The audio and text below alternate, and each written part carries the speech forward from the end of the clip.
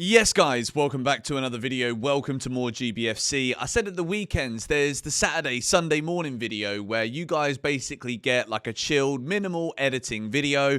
But this week, we have got midweek Premier League fixtures as well as the weekend's games too. It's great, isn't it? It's like balance in life. You get a 2.5 week break and then you get 2 matches in 3 days. If you can go through the hard times, you deserve the good ones. And that is why we are here to discuss midweek games that are happening here. Arsenal versus Fulham, Wolves versus West Ham, Forest versus Man Utd. That's a big one. Tonight, Bournemouth, Ipswich, Brighton, Villa, City, Leicester, Newcastle, Brentford, Southampton, Palace, Liverpool, Everton. Now, we got a full round of fixtures and we begin with Arsenal versus Fulham at the Emirates. I really think that Fulham are going to be suffering, struggling, as a result of that defeat in the FA Cup quarter-final, to get to the semis at the weekend.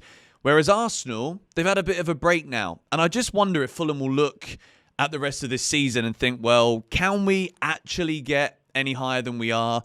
Is this the ceiling? And I think they're going to kind of be caught in that hangover from being battered by Palace, really, that Arsenal will comfortably win 2-0 at the Emirates this evening. We move into Wolves versus West Ham at the Molineux. This is a big game for both sides here because Wolves are still not safe.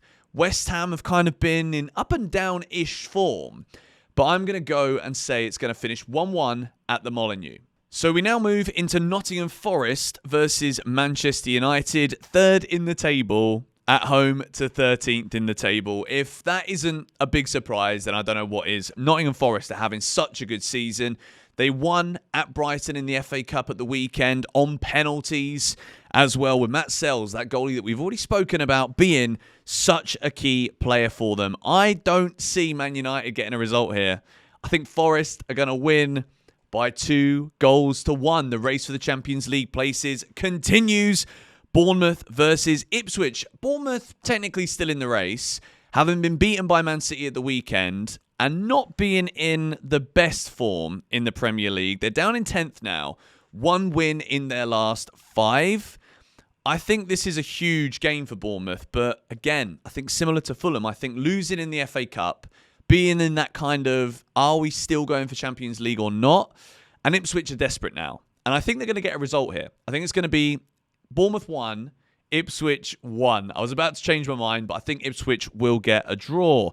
Brighton versus Aston Villa. This is a big one because Brighton's form in the Premier League has been fantastic. Look at that. 13 points from their last 5 games. Already made a video earlier this month, or last month now, talking about Fabian Herzler and what a great job he's done. So check that video out if you haven't already.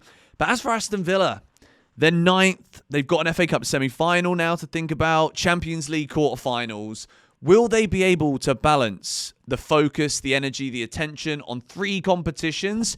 Because I think that is the most of any team left playing in the Premier League this season. Villa are in 3, more than any other club, I believe. I think that's just a stat I've just made up, but I think it's accurate and correct. So we move into the result. What do I think is going to happen?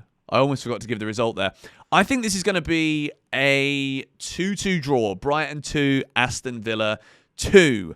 Moving into Man City versus Leicester. I think we can't talk enough about just how big of a result that was for Man City. I made a video talking about Marmoush, why he's the best signing of the season, in the previous video on the channel from yesterday.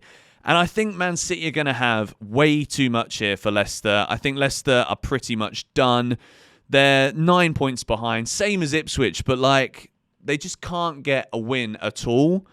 And I think this is going to be very straightforward. Man City, no Erling Haaland now, but they've got Omar Marmoush. And I told you that yesterday. So I'm going to go Man City 5, Leicester 0.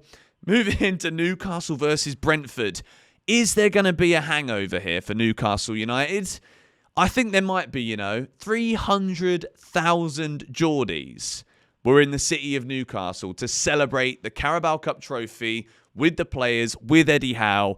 It was pretty amazing. I've heard a lot of people make little jokes about it being like, bloody hell, they go this mad for the Carabao Cup. If you didn't do that, then what's the flipping point in trying in football, If you're a Man City and you do a parade for the Carabao Cup, you've got to be conscious of these things. But for Newcastle, their only domestic trophy in the last 70 years? Absolutely. And 300,000 people showing up. I wonder if some of these clubs that are actually saying how embarrassing it is, I wonder if their club did something like that, if that amount of people would turn up. That's what I'll say on that one. Newcastle versus Brentford. Newcastle are 6th, Bournemouth 11th. Brentford won 3 of their last 5. Newcastle lost 3 of their last 5. And I am going to say this is going to be a really high-scoring game. I think it's going to be end-to-end. I'm going to say Newcastle 3, Brentford 3. Now, if I get that one right, you better flip and subscribe to the George Benson football channel, because to predict a 5-0 and then a 3-3, you got to be off your flipping rocker, mate. But we move into virtually relegated Southampton versus Crystal Palace, the team that we made the video about a couple of days ago. Crystal Palace right now are actually in incredible form, particularly playing away from Selhurst Park. They've not conceded a goal away from home in 2025. This isn't April Fool's, and it is the 1st of flipping April, and they haven't conceded an away goal. That is sensational. Palace are currently 12th in the table, and we all know that Southampton are virtually relegated already, and I've just got a funny feeling Crystal Palace are going to be on such a high for how emphatic that win was at Fulham. They were sensational, and I think here they are going to compile some serious misery on the Saints on Wednesday evening. I'm going to say Southampton 1, Crystal Palace 4. I think Palace are going to absolutely destroy them. And the Merseyside Derby, Liverpool versus Everton. This is absolutely massive, because for Liverpool, before that international break and during this international break, everything has been pretty negative for them. Trent Alexander-Arnold going to Real Madrid, losing their star boy who grew up in the city, having been knocked out of the Champions League by PSG, beaten in the final by Newcastle. What Liverpool are we going to see here?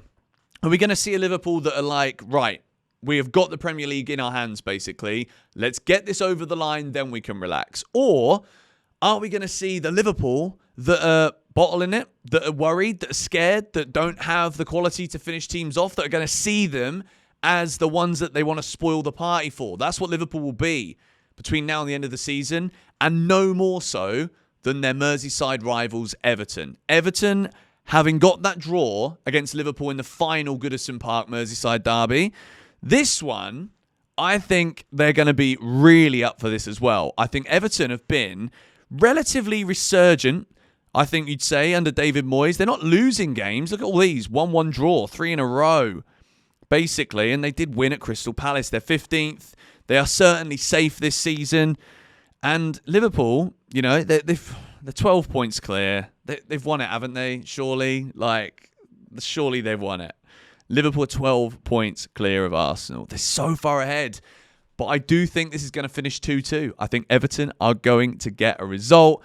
And we finish with by far the biggest derby of the weekend. Chelsea versus Tottenham Hotspur at Stamford Bridge on Thursday evening. Please explain why this game has to be on a Thursday and it can't be on a Wednesday, the same as everyone else. Everyone else gets a whole day's rest. Meanwhile, Chelsea have to play on Sunday with an extra day less rest. And the same for Tottenham Hotspur. Is it or no? No, Spurs do also play at the same time. Why? Like, what's the point in this? It's not like there's loads of matches being played in London for the police force on flipping Wednesday evening, is it? Like, there isn't any London games on that Wednesday evening, but it's all for the TV. For the monies. Anyway, let's have a talk about this one, shall we? Obviously, I'll do a preview for the game on GBFC. Sorry that it says 2 a.m. This is because this is where I am in the world. I know that might be frustrating for some of you to see. But I just think Chelsea just always do beat Spurs, don't they? It's at Stamford Bridge. We won 4-3 there earlier this season. We need to start going on a run now if we want to get in the Champions League. And these games are always beyond entertaining. They are always entertaining. And I'm going to say Chelsea are going to win 3-2. I think it's going to be a tight game, end to end. But tight game in terms of like open and expansive. We've got our players back from injury, which is big. 3-2 Chelsea win. Those are my predictions. Let me know your score predictions for this midweek series of games in the comments down below, and I'll speak to you guys later.